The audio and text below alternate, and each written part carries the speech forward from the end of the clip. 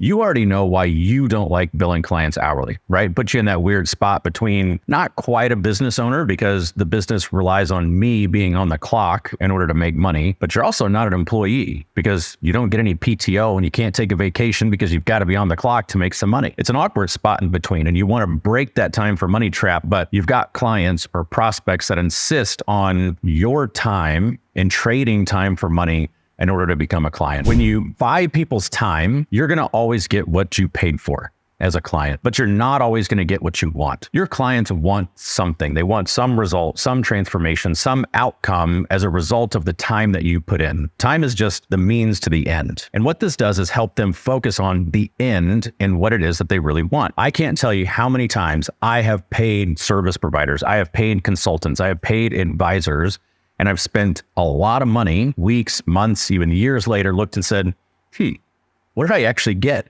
And you know what I got? Got a bunch of time, but I didn't get the result I was really looking for. So if you remind your clients, hey, if I sell you my time, you're going to always get what you paid for. But what do you really want, right? I want to refocus my prospects and my clients into a conversation that helps them think through, you're right, what is that I want? What is it I want that time to produce? And that's really more important than the amount of time. Time's just the only way that they have to hold you accountable. If they're not really clear on the result that they want, or they're not clear on how you're going to achieve it, or they're not clear on how to measure progress and know if you're on track or not on track, they're going to buy time because that they can see, right? Like they can see that on a time card, and that's the only way they have to hold you accountable. But when you refocus the conversation to the outcome and the transformation that they really want, it puts you in a better position to get alignment between the two. Now, the second way to reframe this is something like if the lawn company that you hire to take care of your grass or take care of your garden charged you by the hour, how would that change your relationship that you had with that service provider? You'd probably be sitting there thinking, hey, do they really need a break right now? Is it like, why are they talking so much? Like, can't we speed this up? Why are they using that tool instead of that tool? Can't we get a third person in here?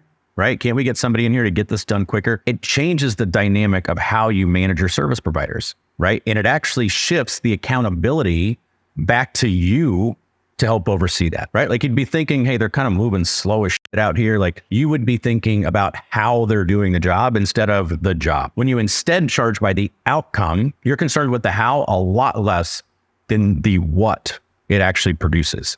And that's what you want from this conversation. So having them think through how they pay other service providers and how it's going to mean more work and them having to micromanage things and them having to look at time clocks and all of that shit.